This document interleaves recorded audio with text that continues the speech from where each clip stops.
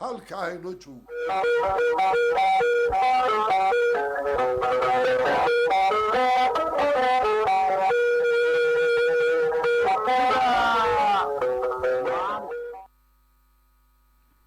barnaamijka murtida maanta abwaan muuse cali faruudi la socodsiinaya dhegeystayaal intaas aynu kaga soo gudbaynaa saacadda afrikada bari waxay soo gaadhay waqtigan hawada idiin soo mari jira ruuxiina soo gaadhay maxamed muuse banjiid ayaa warkeena u diyaar. waad mahadsantahay asiya degan.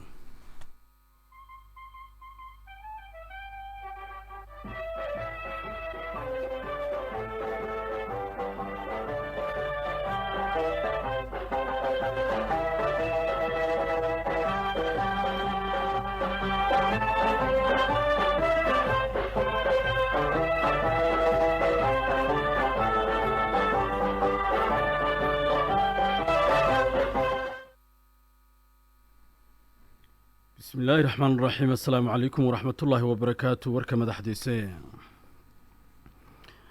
معهدka tababarka saxafiyiinta Soomaaliland ayaa markii ugu horeysay waxaa laga daahfuray xarunta wasaaradda warfaafinta dhaqanka iyo wacyigelinta Jamhuuriyadda Soomaaliland. xukuumadda Jamhuuriyadda Soomaaliland ayaa maanta waxay caddaysay shakhsiyaadkii isku kaashaday dilkii Allah u naxariistay cabdinaasir muuse dahable. agaasimaha guud ee komishanka tamarta korontada ee Jamhuuriyadda Soomaaliland mudane maxamuud cabdimalow ayaa ka hadlay xilli roobaadka fariina u diray shirkadaha bixiya adeega korontada. wasaaradda arrimaha dibadda ee waddanka Falastiiniyiintuna waxa ay ku boorisay qaadhaan bixiyayaasha caalamku in ay dib u soo celiyaan dhaqaalihii ay siin jireen hay'adaha qaramada midoobay u qaabilsan qaxoontiga Falastiiniyiinta ee marka magacooda la soo gaabiyo loo yaqaano UNRWA. intaasi dhegaystayaal qaar ka mid ah qodobada ugu doorka roon warkayaga haatanna waxaad u diyaar garowdaan warkii oo fidsan.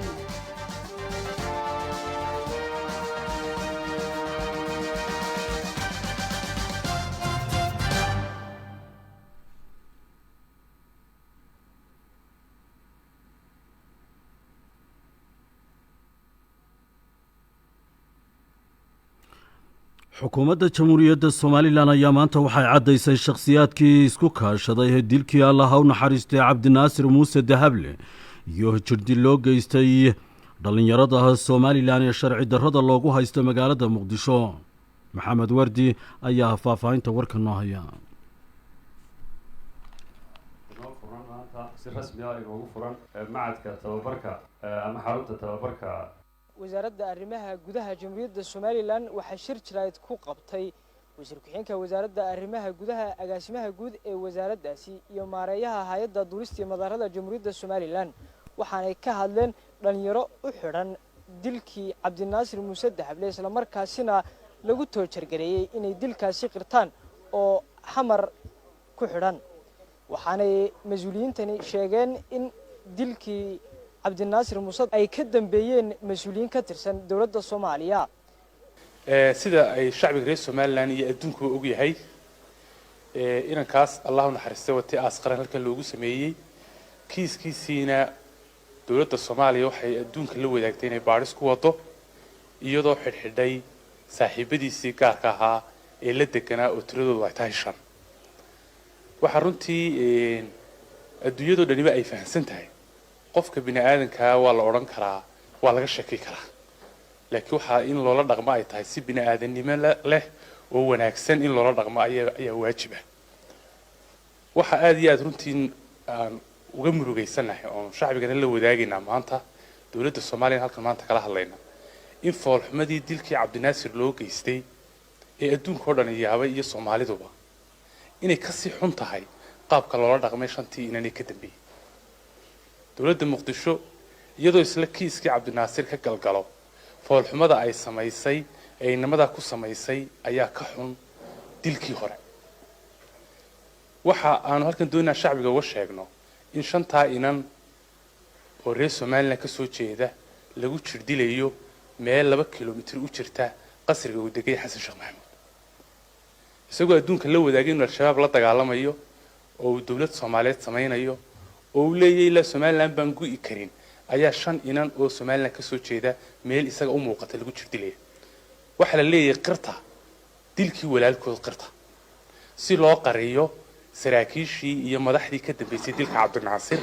loogana duubo barnaamij been abuura oo ay ku qiranayaan intaasoo bilow yaani kadib markii la jirdilay barnaamij ay ku qiranayaan dilkii cabdinaasir dahable ee dhacay ee foosha xumaa ee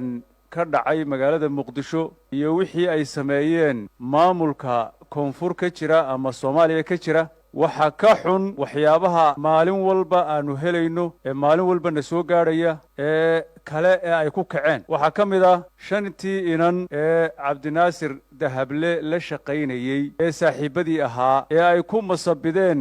dilkii naasir ay ku masabideen oo maalin walba jirdil xun oo fool xun ay xiniyaha kelbad kaga qabanayaan oo cidiyaha ka saarayaan oo dhegaha ka torjar garaynayaan doonayaan in caa'iladii iyo dadkii qaraabada ahaa ee 5taa inan inay gadoodaan oo dadka ka soo jeeda Soomaaliya ee Somaliland ku dhaqan ee sida nabadda u degan ee aanu soo dhaweynay ee ilaa iyo xilliyadii ay dagaalada waaweyn ka socdeen magaalada Muqdisho gudaheeda markay halkan u soo qaxeen la soo dhaweeyay ee gogosha nabadda loo fidiyay ee gogosha wanaagsan loo fidiyay soo dhaweynta ah ee halkan degan ee ku dhaqmay ee wax ku bartay ee ganacsiga ka samaystay ee maanta populationka Somaliland boqolkiiba noqonaya percent weyn waxay doonayaan kuwa inay mushkilad ku abuuraan waxay doonayaan caa'iladihii 5taa inan ee xidhan ay jirdilayaan inay dhibaato geystaan oo halkan Somaliland ka geystaan dabadeedna ay ku eedeeyaan Somaliland taasina ma dhacayso annagu waxaanu nahay dawlad baanu nahay xukuumad baanu nahay xuquuqal insaanka iyo dadweynaha ayaanu anagu u shaqaynaa annagu dhiiga bani aadamka kama ganacsano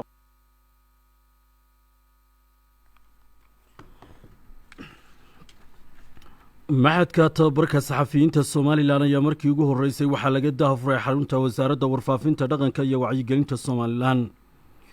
maxadkan oo noqon doona mid ku talagalkiisu yahay inuu noqdo kulliyad saxaafadeed waxaa maanta furitaankiisu ka qayb galay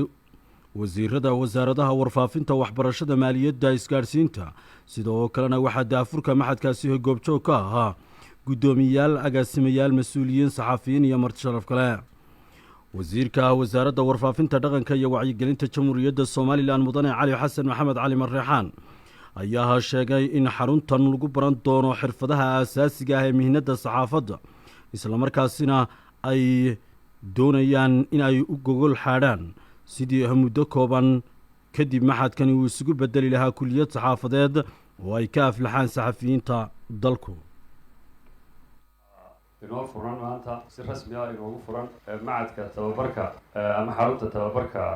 saxafiyiinta jamhuuriyadda Somaliland aynu ka aasaasnay xarunta wasaaradda warfaafinta dhaqanka iyo wacyigelinta oo sida la sheegay noqonaysa meel lagu tababaro saxafiyiinta Somaliland haday tahay kuwa wasaaradda ka hawlgala iyo kuwa kale sida gaarka ah u hawlgala sharaf weyn bay markaa noo tahay inaan maanta wasaarad ahaan halkan ka furno macadka ama xarunta qaaliga ah oo aad iyo aad u muhiima oo loo baahnaa oo wax badan kusoo kordhin doonta aqoonta saxaafadda iyo ta wasaaradda gaar ahaan marka intii nagala soo qayb gashay oo dhan martiqaadka nagala soo qayb gashay intii nagu dhiirigelisay dhammaan waa idinka mahad celinaynaa waxaan leenahay jazaakum allahu khayr sidaa fiican uga soo qayb gasheen iyo sida dhiirigelinta iyo taageeradaba u muujiseen muhiimad weyn bay leedahay sidaa sheegteen in saxaafadda dalku ay aqoon yeeshaan oo la dhiirigeliyo wax bartaan ay wadaniyadda iyo mihnadoodaba ay noqoto mid sare ay sarreysa oo xoog leh saxaafadda waa sidaa Siciid Sulub sheegay oo waxaan jeclahay inay xoogaysato oo noqoto wax khayrkeed ka horeysa ta Somaliland sababtu waxa weeyaan tartan weyn baa lagu jiraa taariikhda saxaafadda Somaliland markaad eegto muddo dheer baynu hormuud oo dunida af Soomaaliga ku hadasho oo dhan aynu u ahayn dadka af Soomaaliga bara dadka saxaafadda bara dadka fanka bara dadka suugaanta bara macallimiin baynu u ahayn halinaga soo daba dhaqaaqay oo waxaad moodaa in shaqooyinkeenii iyo hormuudnimadeedii laynagu haysto waxyaabaha kale soo baxay waxaa ka mid ah dadkeenii ahaa role modelka lagu dayan jiray dhalinyaro badan oo inoo kacday waxaad moodaa inay dad iyagu ka aqoon badan yihiin oo ka taariikh weyn yihiin inay role model ka dhiganayaan oo ku dayanayaan oo meelaha kale Soomaalida jooga taasna waxa u baahan tahay in qofku marka hore uu taariikhdiisa barto naftiisana uu han weynaado dalkiisa iyo wadankiisana uu han weynaado qofka uu ku dayanayaana noqdo dadka uu haysta ee faraha badan leh ee aqoonta leh ee reer Somaliland ee taariikhda oo dhan ku jira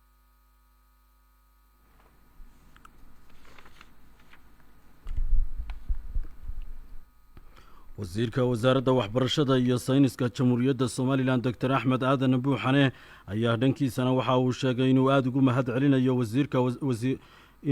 mahad celinayo mas-uuliyiinta wasaaradda warfaafinta isbeddelka muuqda ee ay ka sameeyeen wasaaradda uu tilmaamay in ay mudan tahay in lagu abaalmariyo waxaa kale oo uu ballan qaaday in wasaaradda waxbarashadu ay gacan ka geysan doonto hirgelinta maxadkaasi sidoo kale wasiirka wasaaradda horumarinta maaliyadda jamhuuriyadda somalilan mudane doctor sacad cali shure ayaa sheegay inuu wasaaradda warfaafinta ku bogaadinayo isbeddelka lagu sameeyey bilicda xarunta wasaaradda iyo taabagelinta maxadka saxaafadda oo uu tilmaamay in ay muhiim u tahay qarannimada jamhuuriyadda somalilan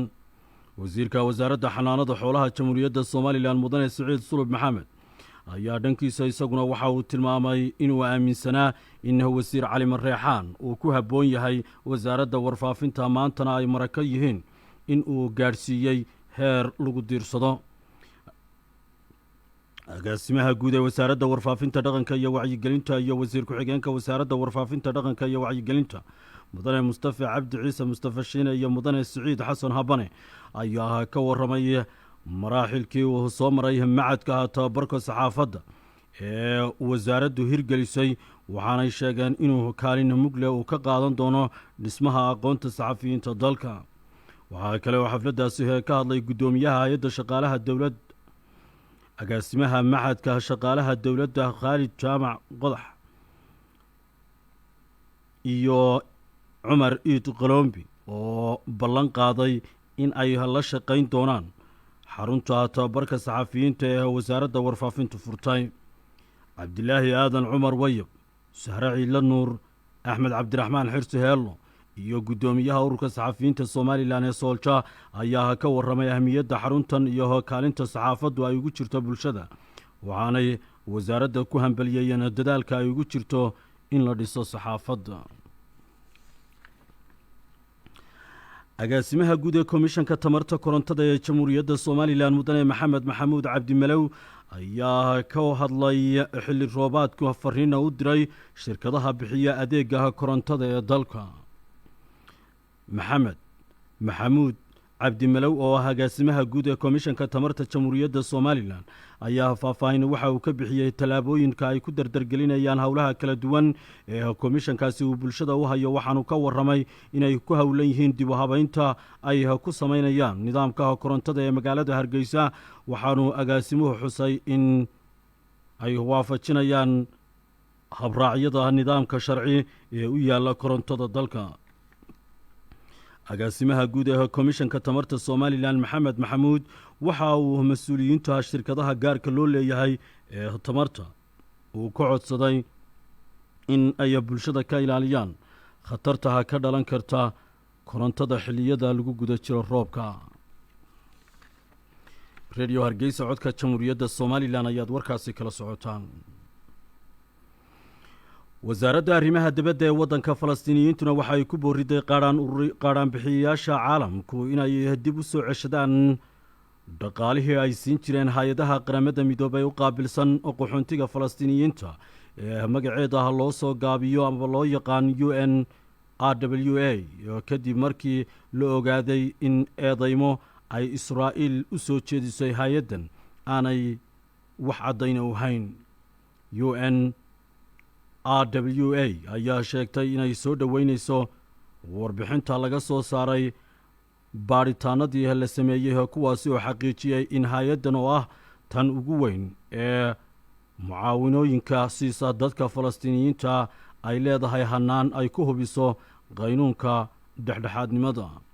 xogayaha arrimaha dibadda ee waddanka maraykanka ninka la yidhaahdo antonia blinken ayaa sheegaya in ay socdaan habab lagu eegayo eedaymahaasi ku saabsan in ciidamada israa'iil ay geysteen xadgudubyaho ka dhana xuquuqda bani aadamka balse muu caddayn wararka sheegaya in maraykanku uu ka fiirsanayo cunaqabatayn lagu soo rogo cutubyo ka tirsan